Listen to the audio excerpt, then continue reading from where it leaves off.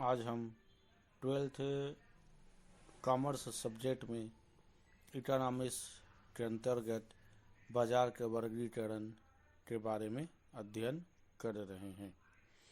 इसके पहले बाजार का आशय, परिभाषा, बाजार की विशेषता, बाजार के लिए आवश्यक तत्व एवं क्षेत्र के आधार पर बाजार का वर्गीकरण समझा चुके हैं। अब हम आते हैं समय के आधार पर बाजार का वर्गीकरण। समय के आधार पर बाजार को चार भागों में बांटा गया है, जिनमें पहला है अति अल्पकालीन या दैनिक बाजार, दूसरा अल्पकालीन बाजार, तीसरा दीर्घकालीन बाजार, चौथा अति दीर्घकालीन बाजार। आइए इन सब का अपन विस्तार से अध्ययन करते हैं। इसमें पहला है अति अल्पकालीन या दैनिक बाजार। जब वस्तु के विक्रेता के पास पूर्ति में वृद्धि करने का समय बिल्कुल भी उपलब्ध नहीं होता, तब इस प्रकार के बाजार को अति अल्पकालीन बाजार कहते हैं। इस प्रकार के बाजार में विक्रेता के पास वस्तुओं की पूर्ति में वृद्धि करने का समय उनके पास नहीं होता, तब ऐसी स्थिति वाले बाजार को अति अल्पकालीन बाजार कहा जाता है। इस प्रकार के बाजार में कीमत पर केवल वस्तु की मांग का ही प्रभाव पड़ता है तथा पूर्ति की मात्रा स्थिर रहती है।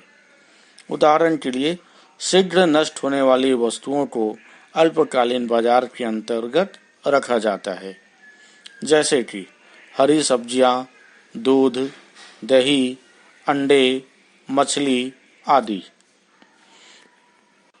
अति अल्पकालीन बाजार में बिकने वाली वस्तुओं की कीमत को बाजार कीमत भी कहा जाता है। इस तरह जब किसी वस्तु की पूर्ति उसके उपलब्ध स्टॉक तक ही सीमित होती है तो उसे अल्पकालीन या दैनिक बाजार कहते हैं। इसमें इतना समय कम होता है कि वस्तु की पूर्ति को घटाया या बढ़ाया नहीं जा सकता। ऐसी वस्तु का मूल्य उनकी मांग के आधार पर निर्धारित होता है। मांग के बढ़ने पर इन वस्तुओं का मूल्य बढ़ जाता है और मांग के घटने पर इन वस्तुओं का मूल्य घट जाता है। दूसरा है अल्पकालीन बाजार। एक ऐसा बाजार है जिसमें पूर्ति कुछ सीमा तक बढ़ाई जा सकती है, लेकिन यह वृद्धि मांग के अनुपात में नहीं होती। इसमें पूर्ति को बढ़ाने के लिए केवल विद्यमान उपकरणों का ही उपयोग किया जाता है, क्योंकि विक्रेता के पास इतना समय नहीं होता कि वह साधनों में वृद्धि कर उत्पादन की मात्रा को बढ़ा सके। इसके परिणाम स्वरूप कीमत निर्धारण में यद्यपि पूर्ति का प्रभाव तो पड़ता है, तथापि वह मांग के प्रभाव की तुलना में सीमित होता है। इस बाजार की कीमत को प्रायः अल्पकालीन सामान्य कीमत कहा जाता है। इस प्रकार से जब किसी वस्तु की पूर्ति को एक निश्चित सीमा तक घटाया या बढ़ाया जा सकता है तो उस वस्तु के बाजार को अल्पकालीन बाजार कहते हैं। इसके अंतर्गत उत्पादक के पास इतना समय होता है कि वह वस्तु के मांग के आधार पर उसके उत्पादन को अपने वर्तमान साधनों की सीमा तक घटा व बढ़ा सकते हैं, परंतु इतना समय नहीं होता कि उत्पादन क्षमता में परिवर्तन किया जा सके। इस समयावधि में उत्पादन स्थिर नहीं रहता, बल्कि उत्पादन क्षमता स्थिर रहती है। इस समयावधि में वस्तु का मूल्य मांग एवं पूर्ति दोनों के द्वारा निर्धारित किया जाता है, तथापि मांग का प्रभाव अधिक होता है। तीसरा है दीर्घकालीन बाजार। दीर्घकालीन बाजार वह बाजार होता है जिसमें विक्रेता के पास पूर्ति में वृद्धि करने के लिए पर्याप्त लंबा समय प्राप्त हो जाता है।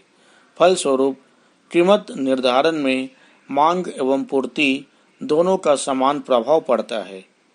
फिर भी मांग की तुलना में पूर्ति का विशेष महत्व होता है तथा कीमत की प्रवृत्ति उत्पादन लागत के बराबर होने को रहती है। दीर्घकालीन बाजार में जो कीमत निर्धारण की जाती है उसको दीर्घकालीन सामान्य कीमत कहते हैं। इस प्रकार के बाजार में उत्पादक के पास अपनी उत्पादन क्षमता में आवश्यक परिवर्तन करने का पर्याप्त समय होता है और वस्तु की मांग को ध्यान में रखकर इस क्षमता का प्रयोग किया जा सकता है। ऐसे बाजार में वस्तु का मूल्य उसकी मांग एवं पूर्ति की सापेक्षिक शक्तियों के द्वारा निर्धारित किया जाता है। जब किसी वस्तु की पूर्ति को उसकी मांग के अनुसार घटाया या बढ़ाया जा सकता है तो उसे दीर्घकालीन बाजार कहते हैं। इसके बाद है चौथा पॉइंट, अति दीर्घकालीन बाजार। अति दीर्घकालीन बाजार में विक्रेता के पास इतना अधिक समय होता है कि वह उपभोक्ता के प्रभाव, रुचि और फैशन के अनुसार वस्तु का उत्पादन कर सकता है। इस अवधि में नवीन फर्म उत्पादन में लग जाती है तथा उत्पादन को किसी भी सीमा तक बढ़ाया जा सकता है। अति दीर्घकालीन बाजार में कीमत निर्धारण पर पूर्ति का ही अधिक प्रभाव पड़ता है। इस बाजार की कीमत को अति दीर्घकालीन सामान्य कीमत भी कहते हैं। इस तरह जब किसी वस्तु की मांग एवं पूर्ति दोनों में बहुत अधिक परिवर्तन होते हैं तो ऐसे बाजार को अति दीर्घकालीन बाजार कहते हैं। मांग में परिवर्तन के कारण जनसंख्या में वृद्धि होना, उपभोक्ता की रुचि में परिवर्तन व फैशन में परिवर्तन आदि हो सकती है। पूर्ति में परिवर्तन के कारण उत्पादकता में परिवर्तन, नई तकनीक का विकास आदि हो सकती है। इसमें समय इतना अधिक होता है कि उत्पत्ति के साधनों में आधारभूत परिवर्तन करना भी संभव हो जाता है। इस तरह समय के आधार पर बाजार को 4 भागों में बांटा गया है। अति अल्पकालीन, जिसमें उत्पादक के पास बहुत कम समय रहता है। अति अल्पकालीन में थोड़ा सा समय मिलता है। दीर्घकालीन बाजार में उत्पादक के पास पर्याप्त समय मिल जाता है और अति दीर्घकालीन बाजार में उत्पादक के पास इतना अधिक समय मिलता है कि वह उपभोक्ता की रुचि और फैशन के अनुसार उन वस्तुओं का उत्पादन कर सकता है। अब हम आते हैं प्रतियोगिता के आधार पर बाजार का वर्गीकरण। प्रतियोगिता के आधार पर बाजार को निम्न 3 भागों में बांटा जा सकता है, जिनमें पहला है पूर्ण बाजार। इसके अंतर्गत जब किसी वस्तु के क्रेताओं एवं विक्रेताओं के बीच पूर्ण प्रतियोगिता पाई जाती है तो उसे पूर्ण बाजार कहते हैं। इस तरह जब बाजार में किसी वस्तु के क्रय विक्रय करने के लिए क्रेताओं एवं विक्रेताओं के बीच प्रतियोगिता पाई जाती है तब उस बाजार को पूर्ण प्रतियोगिता बाजार कहा जाता है।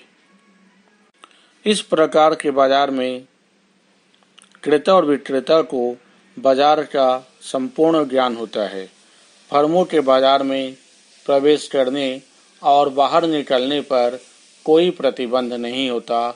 उत्पादन के साधनों में पूर्ण गतिशीलता होती है और विक्रय एवं परिवहन लागतें नहीं होती। इस प्रकार के बाजार में क्रेताओं और विक्रेताओं की संख्या बहुत अधिक होती है। सभी क्रेताओं और विक्रेताओं को बाजार की संपूर्ण जानकारी प्राप्त होती है। बाजार में वस्तु सभी प्रकार से एक रूप होती है, अर्थात इसमें वस्तु में विभिन्नता नहीं पाई जाती।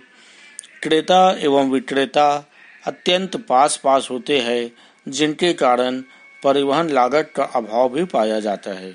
क्रेता और विक्रेता में से कोई भी वस्तु की कीमत को प्रभावित नहीं कर सकता। इसके बाद अब हम आते हैं दूसरा, अपूर्ण बाजार।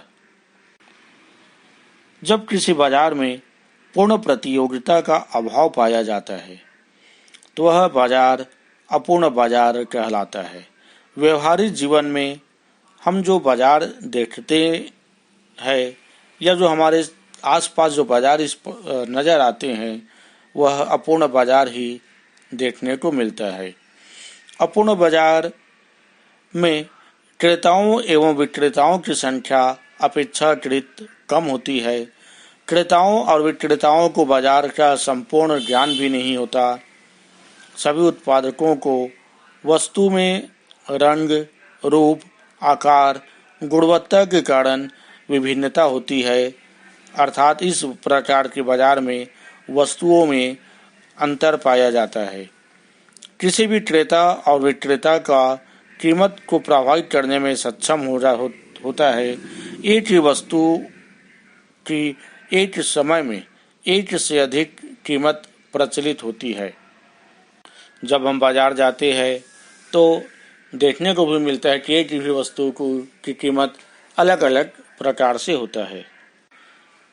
इस प्रकार के बाजार उस दशा में कहा जाता है जब क्रेताओं और विक्रेताओं को या कुछ क्रेताओं और कुछ विक्रेताओं को एक दूसरे के द्वारा दिया हुआ या मांगे हुए मूल्य का ज्ञान नहीं होता। इस बाजार में क्रेताओं और विक्रेताओं की संख्या तो कम होती ही है और साथ ही साथ उन्हें बाजार का संपूर्ण ज्ञान भी नहीं होता। इस प्रकार के बाजार में वस्तु विभेद भी पाया जाता है। इसके बाद तीसरा है एकाधिकार बाजार।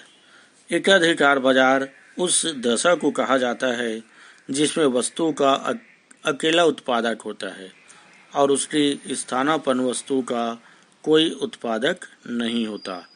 अर्थात बाजार में या उस क्षेत्र में वह अकेला उत्पादक होता है और उस वस्तु के उत्पादन करता उनके आसपास कोई उत्पादक नहीं होता।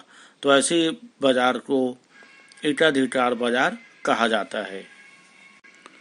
जब किसी बाजार में वस्तु का एक ही उत्पादक अथवा विक्रेता हो तथा अन्य कोई प्रतिद्वंदी न हो और उसके द्वारा उत्पादित वस्तु की कोई स्थानापन्न वस्तु भी उपलब्ध न हो तो ऐसे बाजार को एकाधिकार बाजार कहा जाता है। चूँकि एकाधिकार में प्रतियोगिता का अभाव पाया जाता है, अतः एकाधिकारी अपनी वस्तु की कीमत अलग अलग व्यक्तियों से अलग अलग स्थानों पर अलग अलग वसूल कर सकता है। इस प्रकार एकाधिकारी का अपनी वस्तु की कीमत तथा उसकी पूर्ति पर पूर्ण नियंत्रण होता है। अब हम आते हैं कार्य के आधार पर बाजार का वर्गीकरण। इसमें पहला है मिश्रित बाजार। जब किसी बाजार में विभिन्न वस्तुओं का क्रय विक्रय किया जाता है तो उसे मिश्रित बाजार कहा जाता है। उदाहरण के लिए दिल्ली का चांदनी चौक, रायपुर का गोल बाजार, सुपर बाजार भी मिश्रित बाजार के उदाहरण होते हैं। दूसरा है विशिष्ट बाजार। जब किसी बाजार में एक वस्तु विशेष का ही क्रय विक्रय किया जाता है तो इसे विशिष्ट बाजार कहते हैं। ऐसे बाजार प्रायः बड़े शहरों में ही पाए जाते हैं। छोटे गांव में इस प्रकार के बाजार देखने को नहीं मिलते। इनके उदाहरण हैं अनाज मंडी, सब्जी मंडी, जौहरी बाजार आदि विशिष्ट बाजार के उदाहरण होते हैं। तीसरा है नमूनों द्वारा बाजार। जब कोई वस्तु नमूनों के आधार पर बेची या खरीदी जाती है तो उसे नमूनों के द्वारा बिक्री का बाजार कहते हैं।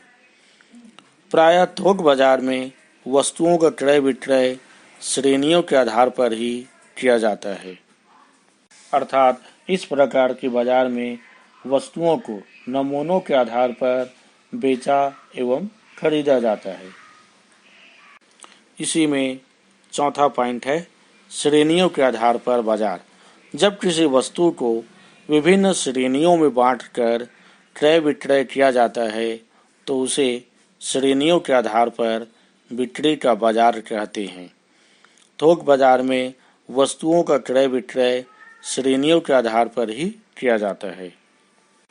इस तरह कार्य के आधार पर बाजार को 4 भागों में बांटा गया, जिनमें पहला था मिश्रित बाजार, दूसरा है विशिष्ट बाजार, तीसरा नमूनों द्वारा बाजार और चौथा है श्रेणियों के आधार पर बाजार।